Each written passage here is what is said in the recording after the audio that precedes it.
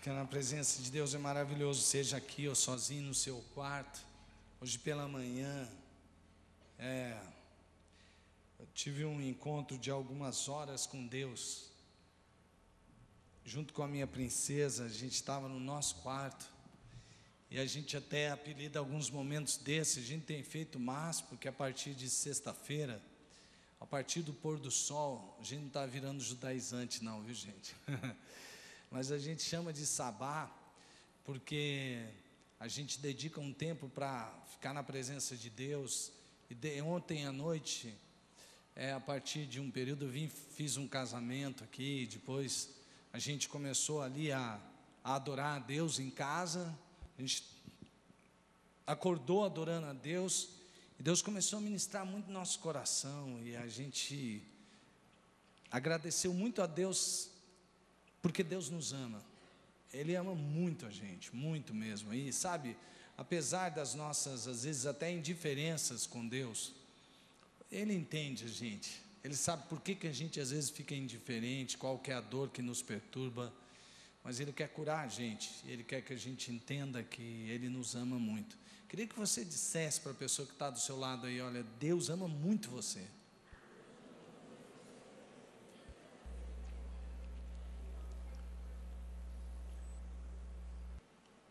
Deus ama muito você, olha, tremendo isso aí.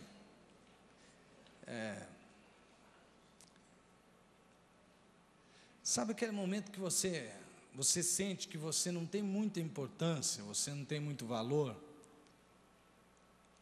Você precisa experimentar o amor de Deus nessa hora. Tem hora assim que você se sente inseguro a respeito do futuro, e você diz assim: mas o que será que vai acontecer comigo no futuro? Porque às vezes você fica inseguro por várias questões. Às vezes você estava no seu trabalho, numa posição assim bem legal, e de repente o chão começa a tremer. Você fala assim: acho que eu não estou tão seguro como eu pensava.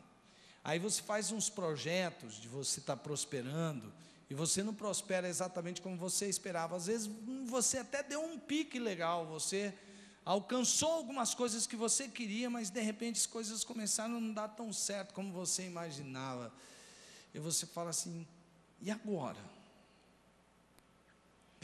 Sabe, a coisa fica pior quando você espera de algumas pessoas um certo apoio, e ao invés de você receber o apoio, você começa a sentir que aquela pessoa está lutando contra você. E eu vou dizer uma coisa para você. Você me desculpa o seu pastor falar isso aí, mas é o seguinte: eu já fui usado pelo diabo para ferir pessoas. Quem está junto comigo nessa? Levanta a mão. Quem já feriu pessoas sendo usada pelo diabo? Pois é, eu já fui usado pelo diabo para ferir a minha esposa. O dia que eu reconheci, eu estava conversando com ela esses dias, e eu disse uma palavra que eu senti que eu feri, sabe? E nesse dia, a pessoa, claro, que eu menos gostaria de me ofender, ou as pessoas que você menos gostaria de ofender, são as pessoas da sua família. E eu amo apaixonadamente a princesa Tânia Amara. E assim, a hora que eu percebi o que eu fiz, eu disse assim: Deus, como é que eu sou usado pelo diabo para ferir a minha esposa? Sabe, porque não adianta a gente aliviar, dizer assim: não, que é isso, foi usado pelo diabo. Fui sim. Se Jesus estivesse perto, ele diria o que ele disse para Pedro: arreda-te, Satanás. Ele não estava chamando Pedro de Satanás, ele estava dizendo que Pedro estava sendo usado pelo diabo, ainda que quisesse defender Jesus. Nessa hora eu fico imaginando, como é que é o coração? Eu já fui ferido e já feri também. Quantos aqui já foram feridos e já feriram alguém? Está vendo? Uma hora você foi ferido, e às vezes você colocou no seu coração assim, aquela coisa assim: caramba, esperava de todo mundo, menos dessa pessoa. E você, aí a dor é maior ainda. A dor é muito maior, porque quando você espera. Esses dias a gente estava comentando, inclusive foi a pastora André que comentou sobre uma palavra do pastor Eibe, que de uma serpente você espera que vai lá e vai picar você, e dói, né? Mas alguns estudos indicam que a mordida da ovelha dói mais. Então você vê como é que, às vezes, de onde você menos espera, vem a ferida. E o que acontece com a gente? A gente deixa de sentir o amor daquela pessoa e, às vezes, a gente transfere isso para Deus. Por exemplo, talvez você tenha sido ferido pelo seu próprio pai. E aí você tem problemas de relacionamento com Deus, porque sempre que você ouve a palavra pai, você diz, pode vir alguma coisa boa desse relacionamento. E tem muita gente que fica ferida. E sabe, nesse dia em que eu percebi isso, a Tânia começou a orar e eu comecei a chorar, e ela saiu e foi ao banheiro. Quando ela voltou chorando mais ainda. Eu falei assim, meu Deus do céu, o que é que eu fiz, né? Foi grave mesmo, foi um momento triste. Eu falei, puxa, me perdoa, por que você está chorando tanto assim? Ele falou, não estou chorando pelo que você me disse. Que eu saí daqui chorando pelo que você me disse, mas eu voltei chorando pelo que Deus me disse dentro do banheiro. Eu falei, o que foi? Ele falou, eu ouvi a voz de Deus dizendo, eu te amo. E aí eu chorei junto, né? Aí, eu estou contando isso aqui para compartilhar um momento e você perceber o quanto você é amado. Vou apresentar algumas razões que estão na palavra de Deus para que você não se engane e não deixe o diabo te ferir e roubar aquilo que você tem de mais importante. É o mais importante de tudo, porque o mais importante é o amor. Você tem que amar e se sentir amado. Quem geralmente não se sente amado tem problemas com amar, mas você não precisa ter esse problema, porque ainda que ninguém mais ame você, Deus ama você. E aí, gente, eu falei assim, nós oramos um pouquinho, eu falei assim, vamos pôr aleatoriamente aqui uma música, e eu escrevi, Deus me ama. E aí eu já tinha ouvido a música Deus me ama, cantada pela Mariana Valadão, pelo Thales, e já tinha ouvido o Juliano, do Livres, cantar uma versão do Deus me ama, né? Mas não saiu nenhuma dessas versões que eu conhecia, porque cada um tem suas preferências musicais, né? Eu não ia escrever Diante do Trono, não porque eu não gosto do Diante do Trono, porque ele já abençoa a nação, e já está, ele é benção até em outras nações, Diante do Trono, que inclusive vai estar aí em dezembro, com certeza vem para abençoar a cidade. Eu vi o testemunho da Ana Paula Valadão, que eu admiro muito, contar de como foi a gravação desse DVD, quer dizer, são coisas maravilhosas que acontecem, porque é calcado em muita humilhação e oração, intercessão. Mas, eu fui ouvir, mas eu não escrevi isso. Gente, e quando eu senti assim, porque Deus foi lá e falou no ouvido dela, eu te amo. Ela ouviu audivelmente, não é assim, não, Deus falou no meu coração, não, falou no ouvido. Por isso que ela chorava muito, porque ela falou no ouvido, né? E ela tinha sido ferida por alguém que costumeiramente não a fere e de quem ela menos esperaria ser ferida. Talvez você tenha sentido algum tipo de ferida assim. E aí você se torna uma pessoa, quando você é ferida, você se torna uma pessoa que não se abre para ser amada, você se fecha. Quando você se fecha para o amor, você se fecha para todas as demais coisas que o amor produz, como humildade. Você não é humilde mais. Não, eu sou humilde, apesar de ser ferido. Não é. Isso não é humildade. O orgulho não é muitas vezes aquilo que a gente acha que é. O orgulho é justamente você não deixar ser trabalhado por Deus na área que Deus quer trabalhar na sua vida. Você se fecha, isso é orgulho. Você não é humilde, você não é submisso como Jesus foi, porque a submissão vem justamente do fato de você entender o que é o amor. E o amor não é um amorzinho, aquele negocinho que fica passando mãozinha, que nunca te fala, que nunca te repreende, que nunca te ajuda a crescer, dizendo, você está errado nisso, tem que passar para aí, estou aqui para te ajudar, vamos junto, mas não fica aí onde você está. Está me dando dura, Não, você tem que aceitar. Mas quando a gente está ferido, se alguém fala alguma exortação, ainda que seja em amor, já dói. Eu estou ferido, eu não estou me sentindo amado. Eu não me submeto a ninguém. A insubmissão é uma prova de que nós não estamos amando e não estamos entendendo o amor de Deus por nós. E aí vai, por aí vai. Eu quero apresentar algumas razões, rapidamente. Eu não quero fazer aqui uma palestra, mas eu quero que você entenda que é uma palavra de Deus para o seu coração hoje, que Deus ministrou. Vou pregar até de um estilo diferente do que eu costumo pregar, mas porque essa é uma palavra para o teu coração. A Bíblia diz em Efésios capítulo 1, se você quiser abrir a Bíblia, Efésios capítulo 1,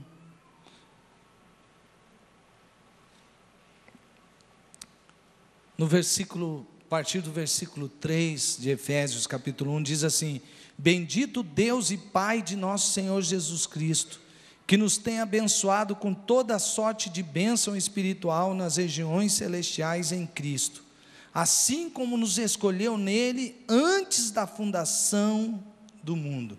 Assim como nos escolheu nele antes da fundação do mundo. Diga comigo assim: Deus me ama.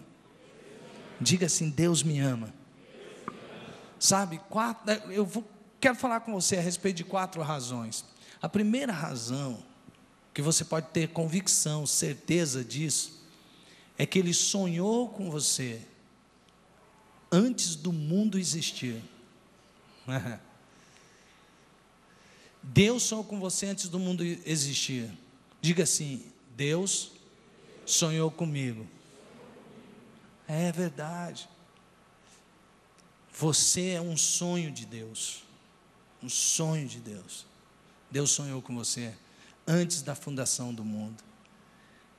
Eu sei que para você que talvez ainda não esteja ligado, conectado aqui com o Espírito Santo quer dizer, talvez você esteja pensando que isso é só uma maneira poética de alguém dizer alguma coisa. Não é. Quando Deus fala com Paulo, Ele fala através de uma revelação que Paulo não podia entender, que nenhum poeta podia escrever, nada, é revelação sobrenatural do Espírito Santo. A palavra de Deus é uma revelação sobrenatural. Quem podia escrever, por mais poeta que fosse, desde antes da fundação do mundo, pirou, desde antes da fundação do mundo, tinha o quê? Tinha Deus sonhando com você. E Deus, Ele amou tanto você, que Ele predestinou você para ser dele antes, não antes de você existir. Não era antes da sua mãe existir, do seu pai existir, do seu avô existir, do seu tataravô, do seu tataravô existir. Pareceu Chaves agora, né? Mas não é.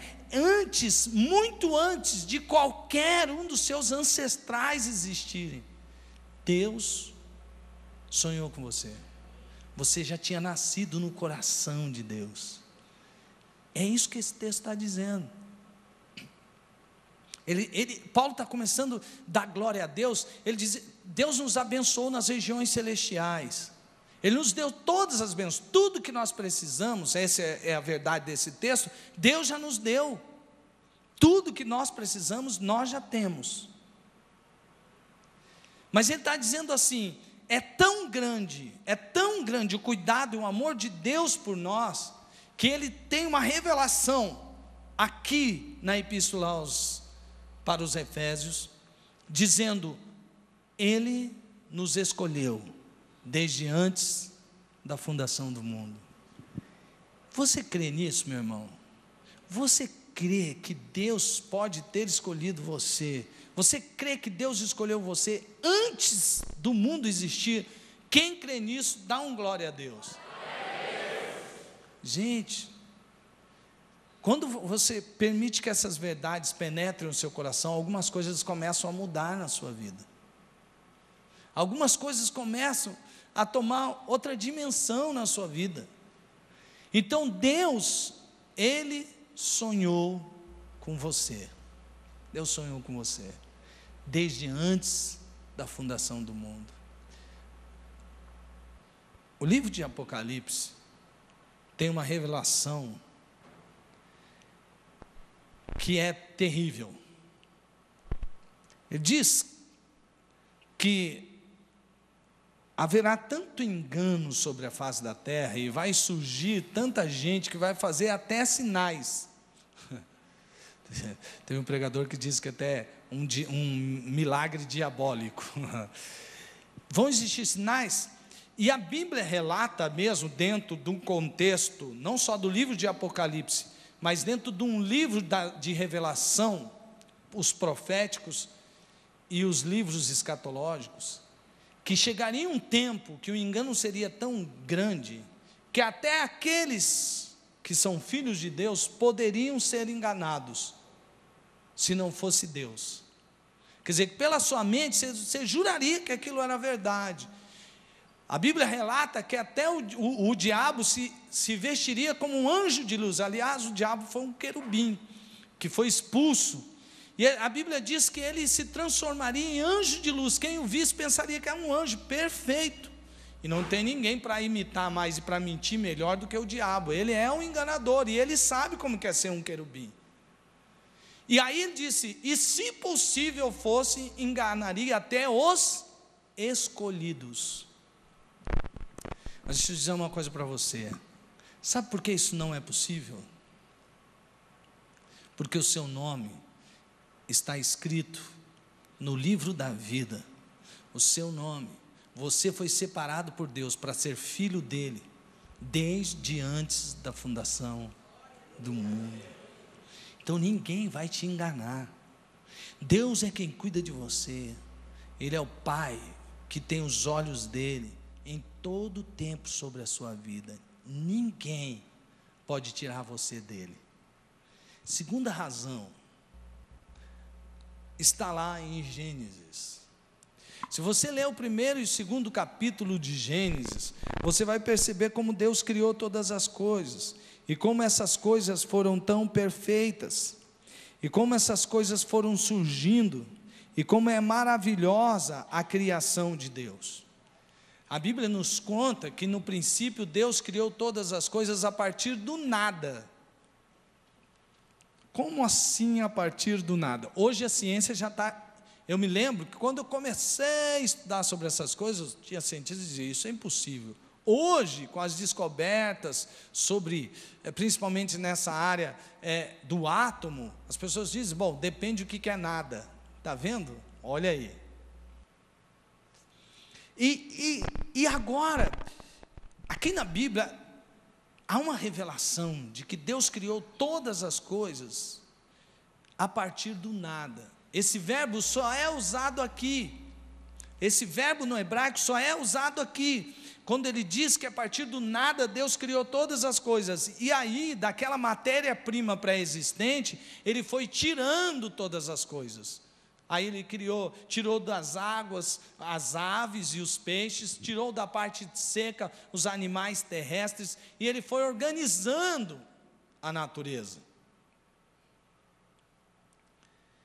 Alguns ignorantes, dizem, você acredita que foi feito em 7 dias? Se foram eras que foram... É porque a pessoa não entende o que significa o livro de Gênesis. Gênesis não é um tratado científico, você tem que entender muito bem ele antes de criticá-lo. Mas, enfim, Deus criou os céus e a terra, não sei como eram esses dias, porque um dia para Deus é como 1000 anos, e 1000 anos como um dia. E mesmo que ele criasse em eras alguma coisa em dias, como disse o pastor Miguel uma vez, o cara falou assim, pastor Miguel, alguém disse que uma baleia engoliu um homem, mas a garganta da baleia é tão pequena que não passa um homem na garganta da baleia. Ele disse, bom, a Bíblia nunca diz que foi uma baleia, foi um peixe grande, e um peixe grande pode engolir um homem, depende desse peixe grande. Mas mesmo que a Bíblia dissesse para mim que um homem engoliu uma baleia, eu acreditaria. Porque isso não é coisa que se prove cientificamente, isso é fé. Como é que uma pessoa pode nascer de uma virgem? E como que eu provo isso, cientificamente? Isso é questão de fé. E viva a fé. Quem quer ser descendente do macaco, que seja, quem sabe um dia ele olha para trás e vê uma cauda atrás. Olha no espelho, vê crescendo aqueles pelos aqui, e fala, opa, chegou o tempo do planeta dos macacos. Tudo bem, eu prefiro ser filho de Adão e Eva, criado à imagem e semelhança de Deus. Sabe por quê? Porque quando Deus vai criar todos os seres, a nenhum deles Ele diz assim: façamos dos rios a nossa imagem e semelhança, por mais belo que seja um rio, por mais belo que seja o mar, por mais belo que seja o sol, o pôr do sol, o nascer do sol, a nenhuma dessas coisas Deus fez a sua imagem e semelhança. Tinha o seu toque artístico, logo tinha de si também, mas a nenhum deles. Mas veja, quando Deus vai falar a respeito da criação do homem, aqui está uma grande declaração de Deus. E Ele diz assim: façamos o homem a nossa imagem e semelhança. A nenhuma das partes Deus disse: façamos o homem, façamos a árvore a nossa imagem e semelhança. Mas quando Ele vai criar o homem, Ele diz: façamos o homem a nossa imagem e semelhança. Então eu quero dizer para você, que Deus sonhou com você desde antes da fundação do mundo, e quando foi a fundação do mundo, Ele sonhou com você a imagem e semelhança dEle. Ele não sonhou com você a imagem e semelhança desse mundo. Ele não sonhou com você a imagem e semelhança da corrupção desse mundo. Ele não sonhou com você a imagem e semelhança do pecado. Ele não sonhou com você a imagem e semelhança do mal. Ele não sonhou com você a imagem e semelhança de qualquer uma dessas coisas. Quando Deus criou você, Ele criou, porque em Adão todos nós estamos representados, tanto no primeiro como no segundo Adão. O primeiro Adão pecou, mas o segundo Adão, que é Jesus, Ele veio para tirar o pecado do mundo. Mas todos nós fomos criados à imagem e semelhança de Deus, para que você seja exatamente a imagem e semelhança de Deus. Você é a imagem e semelhança de Deus. Você não foi criado para ficar envolvido com as coisas da sua carne. Brigas, contendas, invejas, ciúmes, sexualidade doentia. Tudo isso não faz parte do plano que Deus criou para você. Quando Deus fez machos e fêmeas, criou, eles estavam nus no jardim, não se envergonhavam disso. Deus criou uma sexualidade pura, de um homem e uma mulher. Os homens distorceram a imagem e semelhança de Deus que está em nós. E nós devemos voltar ao princípio de tudo e reafirmar os valores de Gênesis. Eu sou um homem criado à imagem e semelhança de Deus. Macho e fêmea os fez. O macho é macho, a fêmea é fêmea. Macho casa com fêmea, fêmea casa com macho. E eles vão procriar e criar uma família unida e saudável para a glória de Deus. Se você está fora dessa rota, olha, não estou aqui para condenar você, estou aqui para dizer que Deus ama você, que Deus quer você naquilo que Ele foi criado para você ser, a imagem e semelhança que Ele fez. Deus nos criou a imagem e semelhança dEle para que nós achássemos o bonito bonito e o feio feio. O que é mal é mal. O que é bom é do bem, é do bem. Essa história de tudo é relativo, não é. Algumas coisas são relativas, outras não. São absolutas, como Deus é absoluto. Como o diabo é mal absoluto. Não existe uma partezinha que o diabo queira assim: ah não, hoje eu acordei tão triste porque eu sou um diabo tão mal, eu vou fazer um bem para alguém hoje, pelo menos para tirar essa culpa que eu estou na mente. Não existe isso. O diabo é mau e ele não se converte. O diabo não se converte, não vai se converter, já era, já foi, ele decidiu assim. Pela posição que ele tinha, o ser que ele era, ele escolheu. E ele está no lugar onde está porque ele escolheu ser assim. E acabou. O bem é bem e o mal é mal. Deus criou para ser assim, e Ele criou a você a imagem e semelhança dEle para você ser saudável, para você ser do bem e para você buscar o bem. Deus criou você para se relacionar com Ele, para amar a Ele de todo o coração. Por isso que quem ainda não ama Deus, ainda está um vazio lá dentro dele, porque ele não descobriu o verdadeiro amor, porque você foi criado em imagem e semelhança de Deus para se relacionar com Ele. Deus pensou nisso. Olha, eu vou criar o homem à minha imagem e semelhança. Por que eu vou criar o homem à minha imagem e semelhança? Porque assim ele vai se relacionar perfeitamente comigo, porque ele é a minha imagem e semelhança.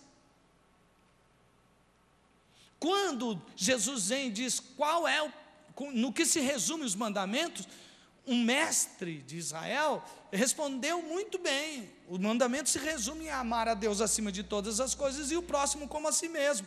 Percebe que Deus nos criou para nos relacionar com Ele em amor e nos relacionar em amor uns com os outros. Essa é a mais perfeita imagem e semelhança de Deus, porque a essência de Deus é o quê? É o amor. Deus é amor, e se nós amamos a Deus, nós estamos vivendo com intensidade e profundidade a imagem e semelhança de Deus para o qual nós somos criados. O amor. Quando você ama a Deus, você ama o próximo, porque você é a imagem e semelhança de Deus. E se você é a imagem e semelhança de Deus, como é que você vai odiar aquele a quem Deus também fez a imagem e semelhança dele? É impossível.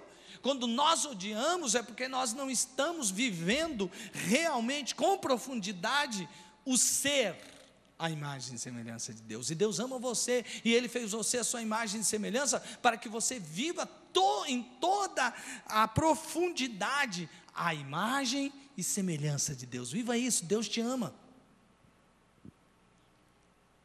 Terceiro, quando nós nos desgarramos, porque Deus nos fez para ser imagem e semelhança dele. Se você continua lendo o livro de Gênesis, sabe o que você percebe? Você continua lendo o livro de Gênesis e você percebe que o homem foi se afastando, afastou tanto, que Deus falou que só tinha uma família justa na face da terra, que era a família de Noé.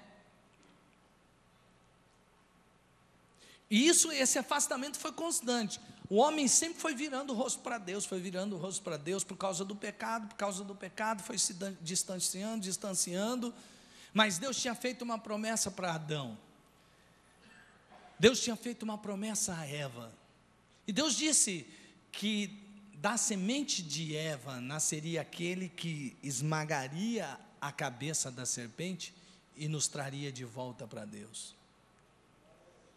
Deus amou você não somente porque Ele fez de você a imagem e semelhança dEle, mas Deus amou você porque Ele não ficou sentado no céu, dizendo que peninha, a humanidade está se destruindo, já foi, o que é que eu posso fazer? Fiz de tudo por eles, eu os criei a minha imagem e semelhança, eu dei o dilúvio como aviso, Noé, os patriarcas, avisei-os através dos profetas, mas tudo que eu fazia para o homem, ele desconsiderava e se rebelava. O que é que eu posso fazer?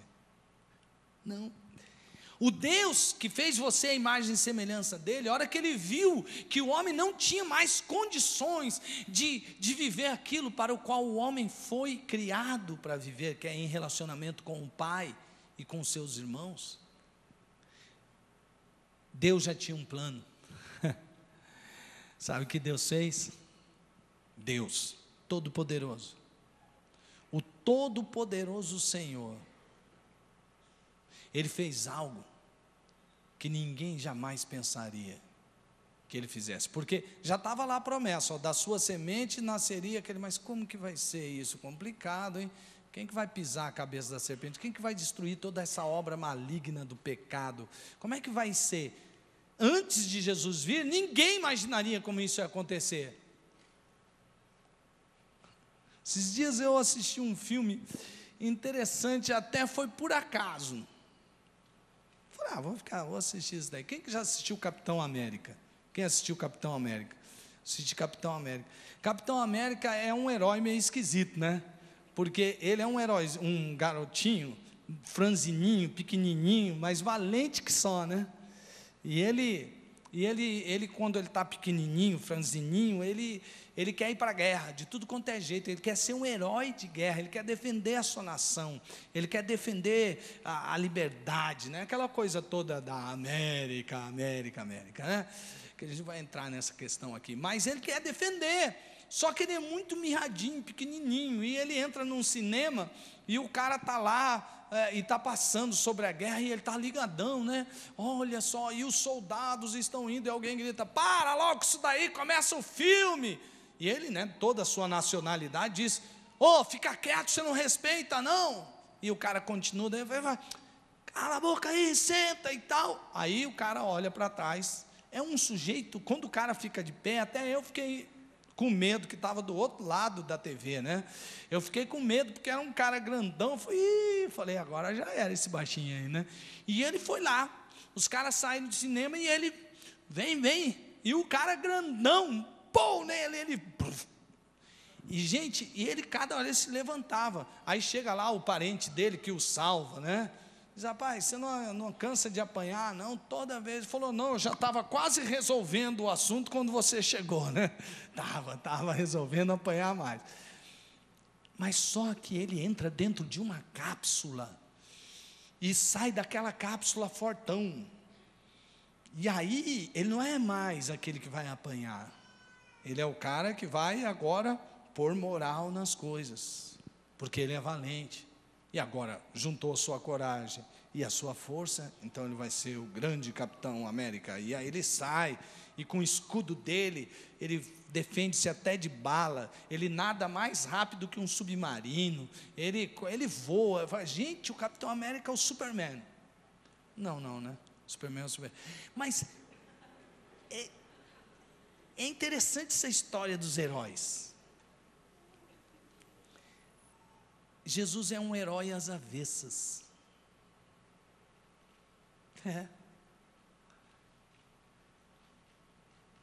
Sabe por quê? O Capitão América tem suas fraquezas, não é?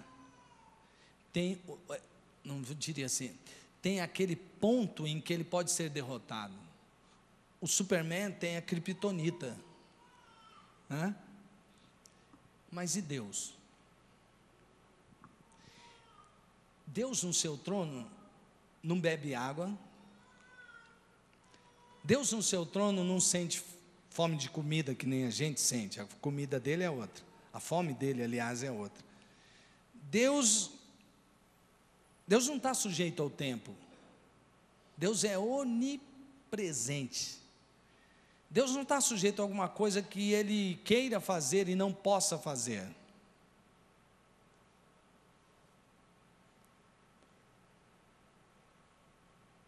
Gente,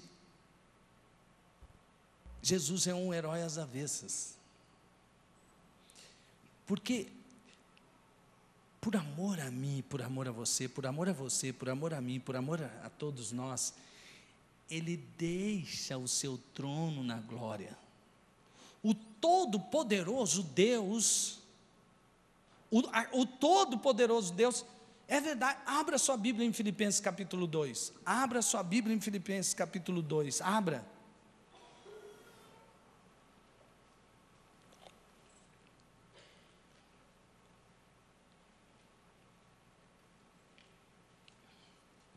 Em Filipenses, no capítulo 2, a palavra nos diz que ele não teve por usurpação o ser igual a Deus.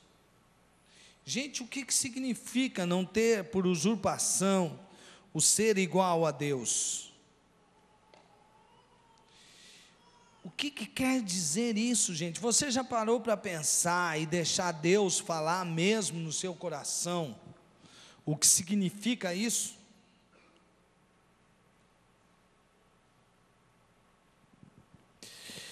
Versículo 5: tende em vós o mesmo sentimento que houve também em Cristo Jesus, pois ele subsistindo em forma de quê? Subsistindo em forma de quê, gente? Forma de quê? Fala forte. Não julgou como usurpação ser igual a? Jesus é Deus. Igual significa exatamente igual. Jesus não dá uma de Capitão América para entrar numa cápsula e ficar mais forte do que ele podia ficar, porque não dava mais para ficar mais forte e poderoso do que ele já tinha todo o poder nos céus e na terra. Mas por amor a nós, ele se faz um fraco como a gente, sujeito a tempo, porque Jesus aí não podia estar aqui, está lá. Não, quando alguém via Jesus, Jesus estava aqui, não estava em todos os lugares ao mesmo tempo. Jesus passou a sentir fome, Jesus passou a sentir sede, porque senão o diabo não o tentaria com pão, quando ele ficou no jejum de 40 dias. Jesus teve fome, Jesus teve sede. Jesus foi tão fraco, mas tão fraco, que ele apanhou pra caramba dos homens e o pregaram numa cruz. Era o maior sinal de humilhação da época.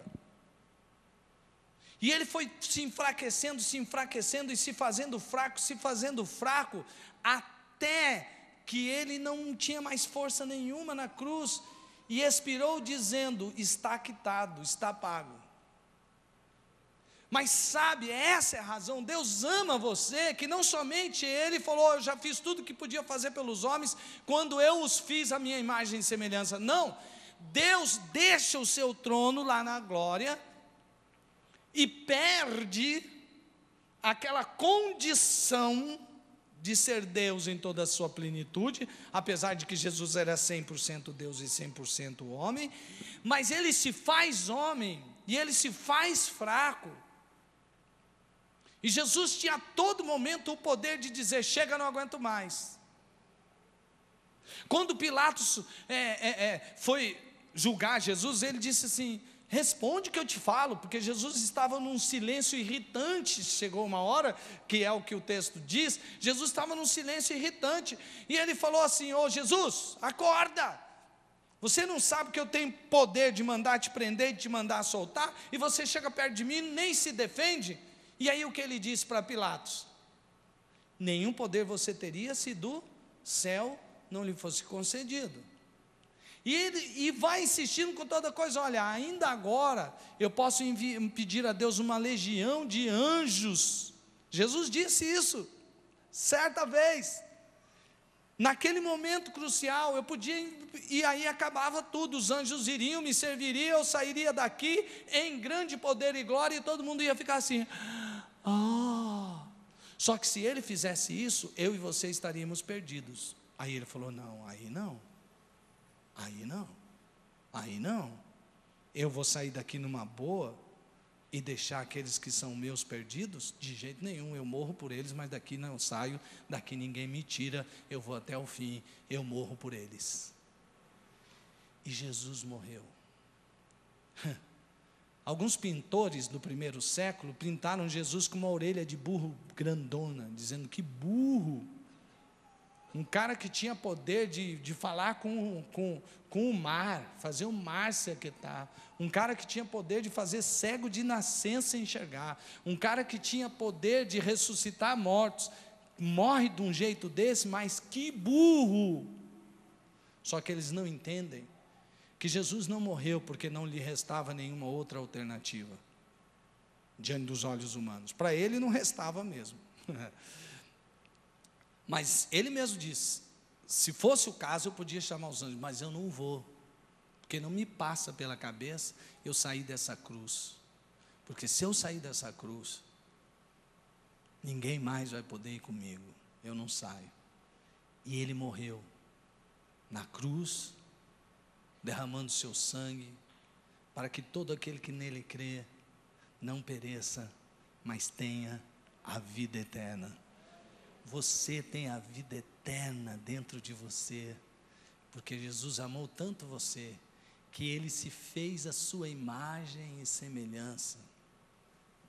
E a terceira razão é essa, exatamente essa.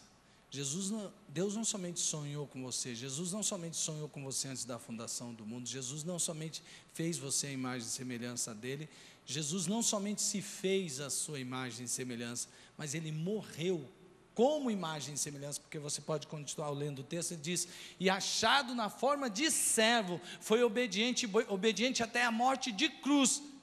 E aí, vem o grande momento em que Paulo declara, pelo que Deus o exaltou soberanamente, e lhe deu um nome, que é sobre todo nome, para que toda língua confesse, que Jesus Cristo é o Senhor. Deus ama você. Deus ama você. Deus ama você. E sabe, quarta e última razão, Ele ressuscitou por você. Não porque a morte pudesse detê-lo, porque não poderia mesmo. Mas a ressurreição não foi só porque Jesus não poderia ficar morto, porque realmente não poderia, ele haveria de ressuscitar, porque ele não pecou e ele ressuscitou. Mas porque, se Jesus simplesmente desaparecesse, mesmo que ele subisse ao céu e não contasse para ninguém, como é que seria? Quando Jesus ressuscita, ele aparece aos discípulos e diz: sejam minhas testemunhas oculares. Eu ressuscitei e eu estou no meio de vocês. Aí os apóstolos ficaram felizes: oba, oba, Jesus ressuscitou. Agora, se ele já morreu, não vai poder morrer outra vez. É morto, e ele atravessava as paredes, porque o pessoal estava tudo trancado. Ele chegou lá onde os apóstolos estavam, todo mundo. Quem abriu a porta? Ninguém. Jesus já estava com seu corpo glorificado assim. E ele disse para os seus discípulos: paz seja com vocês. E a paz que tinha sido tirada por causa da morte, agora é devolvida por causa da ressurreição. E essa marca da ressurreição é por amor também. Sabe por quê? Porque Jesus quis dizer exatamente isso. É verdade que eu morri, mas não se entristeçam pela minha morte, se alegrem, porque da mesma maneira que eu morri, vocês morreram comigo e em mim. E agora, da mesma maneira que eu ressuscito, vocês ressuscitam em mim, e vocês têm vida para sempre, porque eu ressuscitei e vocês ressuscitaram junto comigo. Deus ama você. Ele está vivo dentro de você porque Ele ama você. Me deu um motivo para Jesus fazer qualquer outra coisa por você, a não ser por amor. Não sabe o que é, pastor? Eu dou um motivo. Eu dei um dizimão esse mês. Deus é o dono do ouro e da prata.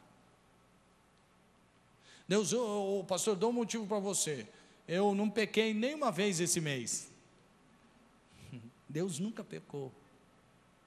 Ele é inteiramente santo. Qual outro motivo a gente podia dar para Deus? Para que Ele nos amasse. Ele simplesmente nos amou porque nos amou. Deus ama você. E você não pode fazer nada, exatamente nada, para que Deus deixe de amar você. Ele sempre vai te amar. E ninguém, nem você mesmo, vai separar você do amor de Deus. Deus não vai te deixar. Ele vai te corrigir, você vai ficar sem entender, mas Ele vai continuar te amando. E todas as vezes que Ele precisar trazer você de volta, Ele vai fazer, porque Ele ama você. Gente, a gente perde tempo com tantas coisas que são... A gente quer saber se Jesus vai voltar numa nave espacial, ou se vai voltar com umas luzes rodando. A gente quer... Deixa Jesus voltar do jeito que Ele quiser, vai. Mas ame, permita ser amado. Ame a Deus acima de todas as coisas e ao próximo como a você mesmo. Você cumpriu todos os mandamentos e você descobriu o maior mistério de todos os mistérios. O amor de todos os amores, como diz Reinhard Bonk. Você é amado por Deus. E você pode amar com o amor de Deus, porque você é amado. Libere-se. Sabe, voltando à experiência do começo, para terminar,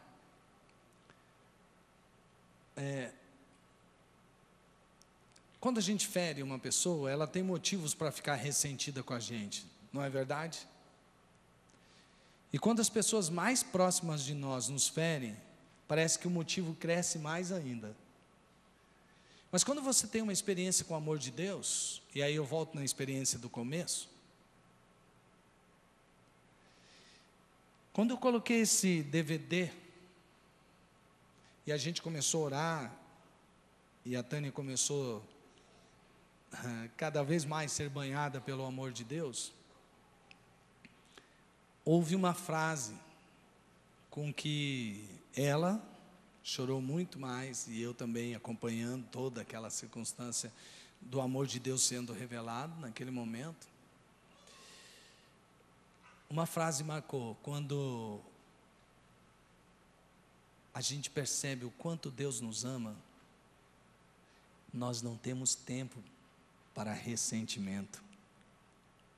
Ressentimento é perda de tempo, ressentimento é doença, ressentimento é algo que te afasta de Deus e que te afasta das pessoas.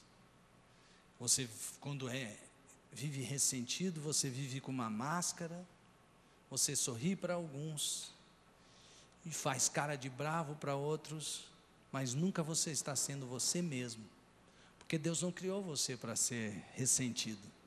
Deus criou você para ser sarado, para ser curado, para amar como Ele amou, perdoar como Ele perdoou. Então perdoa, libera, você pode. Não consigo, mentira. Não, eu estou falando, eu não consigo. Pois é, mas eu continuo dizendo, é mentira. Quem falou isso para você foi quem? A sua carne, ela é mentirosa. E quem contou isso para a sua carne é o diabo, mais mentiroso ainda, é o pai de todas as mentiras, é o pai da própria mentira. O que Deus está falando para você hoje é que quando Ele amou você e sonhou com você desde antes da fundação do mundo, Ele já tinha um plano para a sua vida, não passava por essa praia da carnalidade. Ele criou você, quando Ele sonhou você, e aí Ele criou você, foi para ser a imagem e semelhança dEle. Deus é ressentido com alguma coisa? Nós somos a imagem e semelhança de Deus, a glória a Deus, sim. E quando temos ressentimento? E quando não perdoamos? E quando não amamos como precisamos amar? Nós estamos sendo a imagem e semelhança de Deus? Não. Então eu não sou a imagem e semelhança. É assim. Só que você não está tomando posse daquilo que Deus deu para você ser. Jesus não é a razão de viver. Jesus é a própria existência. E quando você existe nele, você experimenta o que é ser tudo o que Jesus fez para você ser, a imagem e semelhança de Deus. Isso é tão sério, que na Bíblia está escrito, olha só o que eu vou te falar, hein, para você não levar para a heresia. A Bíblia diz que nós somos deuses, não no sentido de achar que eu estou no lugar de Deus, mas que assim, quem é filho de Deus é deusinho. E isso não é heresia enquanto você pensa que a essência de Deus está em você. Mas sabe por quê? Não porque nós vamos agora fazer chover, fazer parar de chover, agora eu sou Deus. Aí põe você no sanatório, né? Não, não é por isso, não. É porque você foi amado com um amor tão grande, que agora você pode amar do mesmo jeito. Basta você querer. A essência da vida está em se deixar ser amado por Deus e amar como Ele nos amou. Se nós buscarmos isso e cumprirmos esse mandamento, só esse, tudo ficará no seu lugar e você não precisará temer mais nada, e você e a sua família viverão na paz que excede todo entendimento. Amém? Quantos aqui são amados por Deus, fiquem em pé.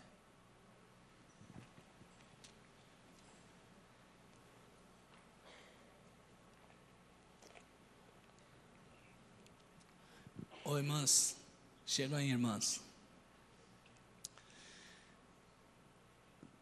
Deus ama você, amém? Deus é muito bom. Em todo tempo Ele é bom. E nós precisamos agora mergulhar em Deus. Mergulhar em Deus, mergulhar em Deus, mergulhar em Deus. Gente, o poder do amor pode transformar você, sua família, a cidade e o mundo inteiro. O maior poder que existe na vida é o poder do amor. Porque Deus é amor. O maior poder é o poder de Deus. E o maior poder de Deus é o amor. Então feche seus olhos agora. Alguém feriu você?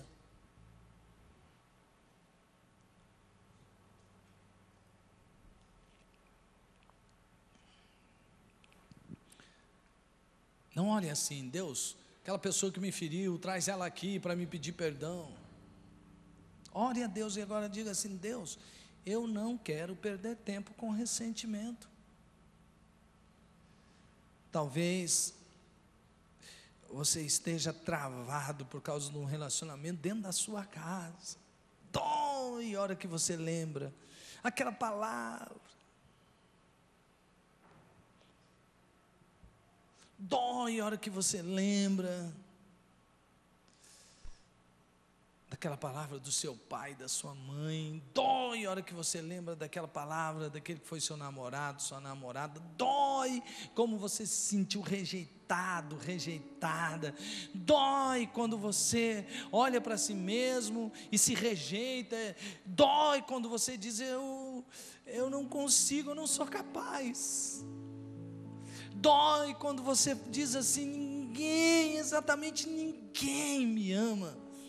Dói porque você pensa assim: mesmo as pessoas que eu pensava que podiam me amar, eu acho que nem Deus me ama, porque eu não realizo nada, eu não consigo nada, eu não alcanço nada, eu não sou exatamente aquilo que eu gostaria de ser. Deus se esqueceu de mim.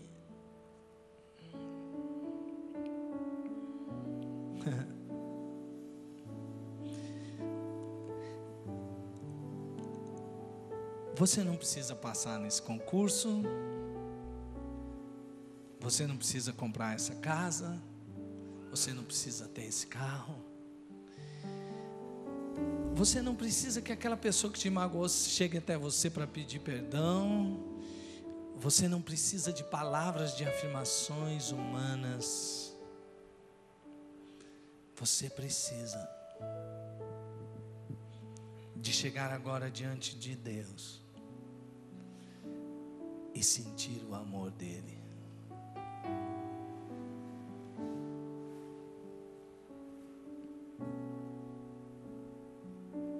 Sinta o amor de Deus. Sinta o amor de Deus. Tudo que eu tenho a te ofertar, Jesus.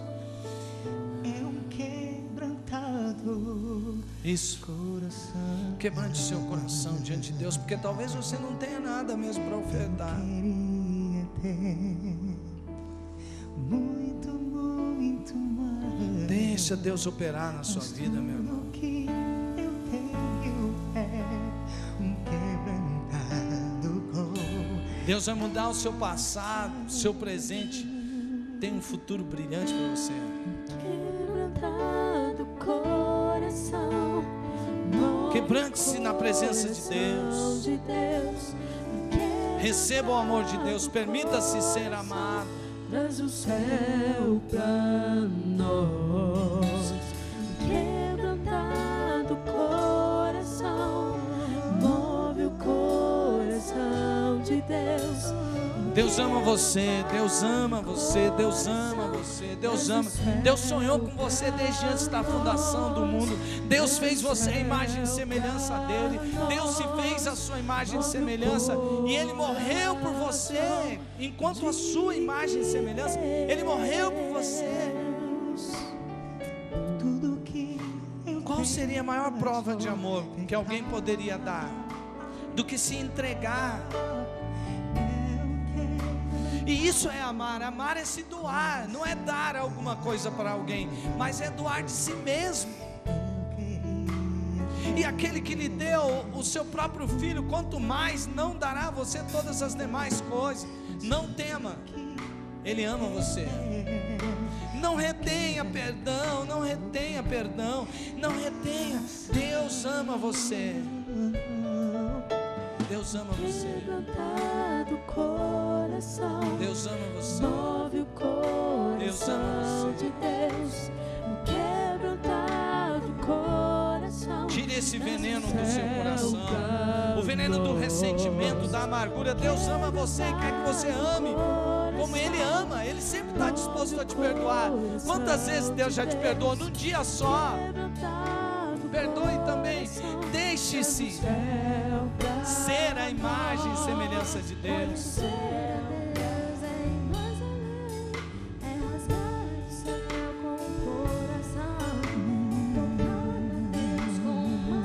Deus é amor.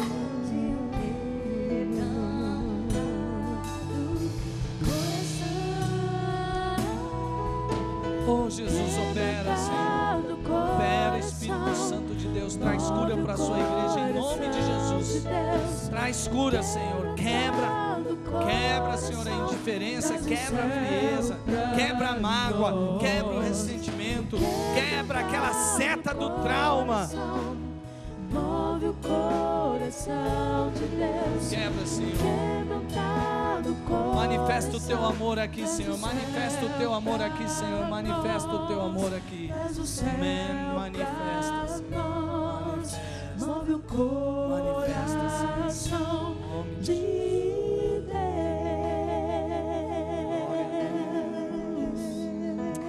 Amém. Se você se sente amado, de onde você está, aplauda o Senhor e agradeça a Ele, o amor dEle por você. Manifeste o teu amor a Deus. Manifeste o teu amor a Deus. Glorifique a Deus.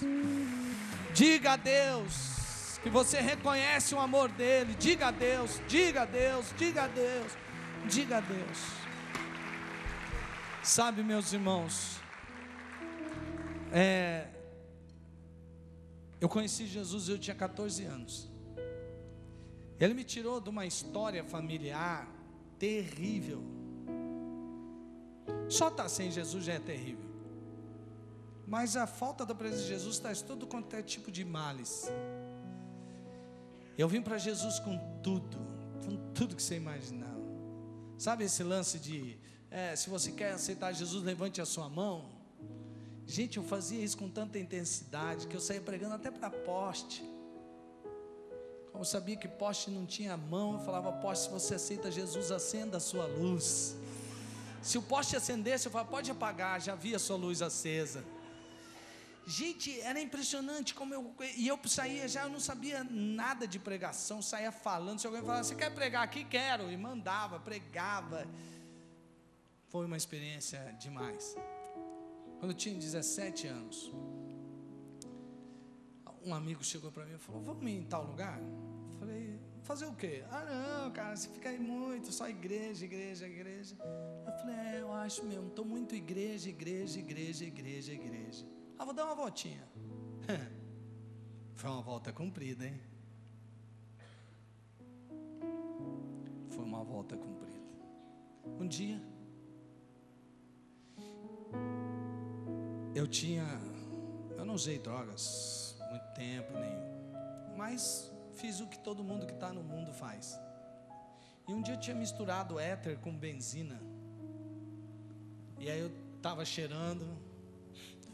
E aí eu, com aquela doideira toda, eu estava no terceiro andar de um prédio. E eu achei que eu podia voar. Eu cheguei na janela, falei assim: eu vou voar. Eu teria me arrebentado, né, gente? Depois que passou aquele efeito, eu já tinha aprontado um bocado. Eu vi Deus falando para mim: meu filho, o que é que você está fazendo aí?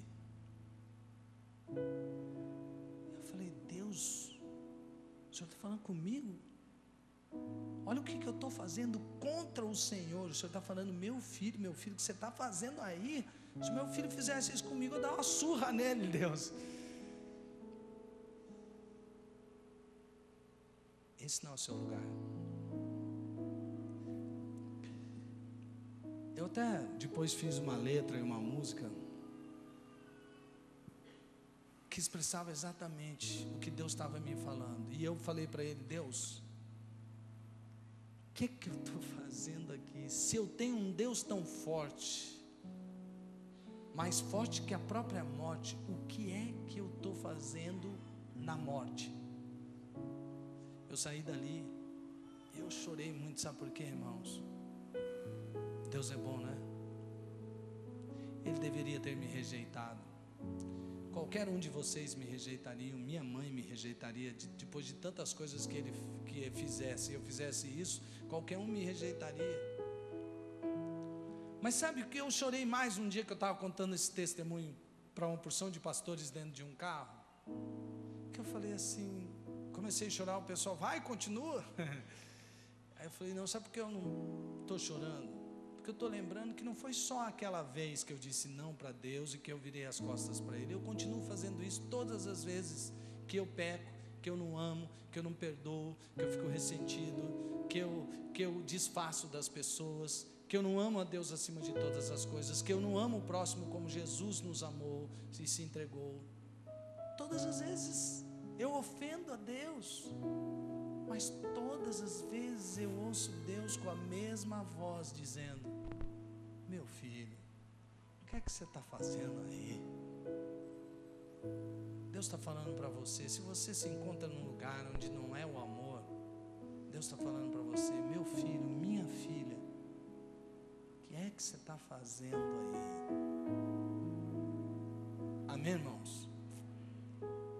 Vamos voltar para o amor? Vamos voltar ao amor de verdade?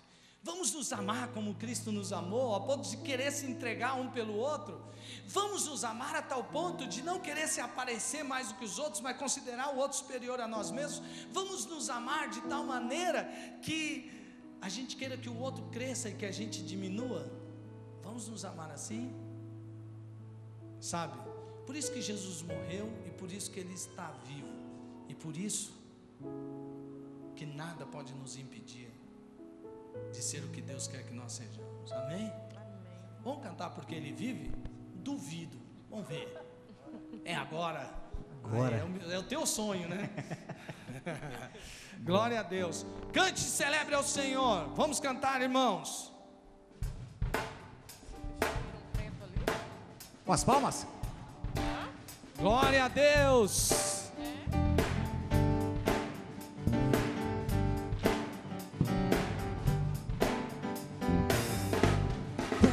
Enviou seu filho amado para morrer em meu lugar na cruz, perdeu por meus pecados, mas ressurgiu e vivo com o Pai está.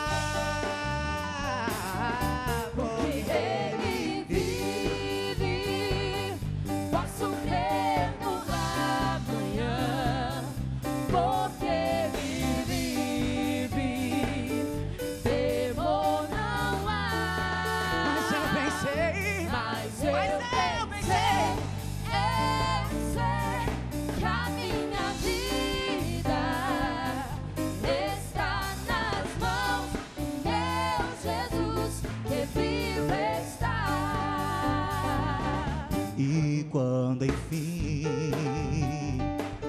chegar a hora em que deu o melhor pro seu Deus, sem medo então terei vitória. Eu irei agora ao meu Jesus que vive está.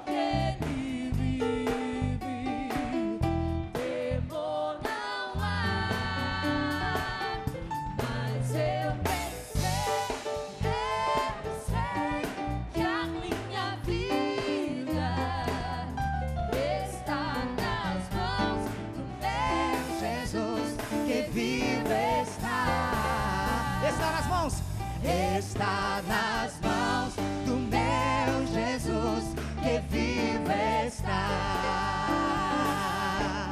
Vire para o irmão que está do seu lado, olhe para ele e fala assim: mas eu bem sei, eu sei que a tua vida está nas mãos do Senhor Jesus. Está nas mãos do meu